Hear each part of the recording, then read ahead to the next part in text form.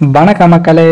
இன்னைக்கு நம்ம என்ன பார்க்க போறோம்னா, தல தோனியால் செய்ய முடியாததை செய்து காட்டிய ருத்ராஜ் சரித்திர சாதனை. அதாவது ஐபிஎல் தொடர் வரலாற்றில் சிஎஸ்கே கேப்டனாக 500 ரன்களை விளாசிய முதல் வீரர் என்ற புதிய சாதனையை ருத்ராஜ் படைத்து உள்ளார். ஐபிஎல் வரலாற்றில் சிஎஸ்கே அணி இதுவரை 5 முறை சாம்பியன் பட்டத்தை வென்றுள்ளது. மொத்தமாக 15 சீசன்களில் சிஎஸ்கே அணிக்காக 3 வீரர்கள் கேப்டன்ஷிப் பணியை மேற்கொண்டு இருக்காங்க. அதில் பெரும்பான்மை போட்டிகளுக்கு தல தோனியும் சில போட்டிகளுக்கு சுரேஷ் ரெய்னாவும் 2022ஆம் ஆண்டு பாதி சீசன் வரை ஜடேஜாவும் கேப்டன் பதவியில் இருந்தார்.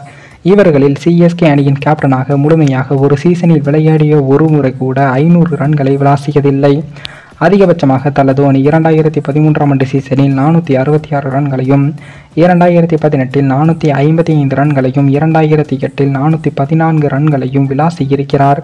பெரும்பாலும் நம்பர் 5 அல்லது நம்பர் 6இல் களமிறங்கி வந்ததால் தோனி ஒரு முறை கூட 500 ரன்களை விளாசியது இல்லை.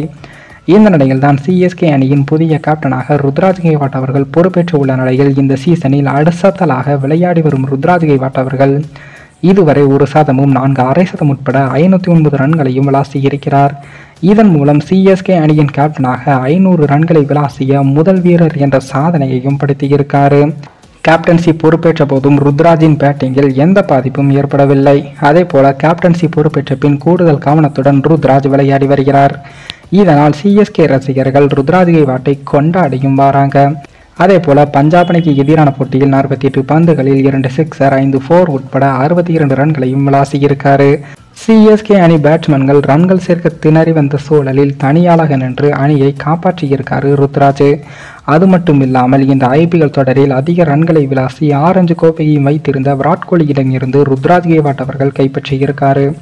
இதன் மூலம் உலகக்கோப்பை தொடருக்கு தேர்வு செய்யாத பிசிசிஐக்கு ருத்ராஜ் கெய்க்வாட் அவர்கள் பதிலடி கொடுத்திருக்காரு என்பதும் குறிப்பிடத்தக்கது.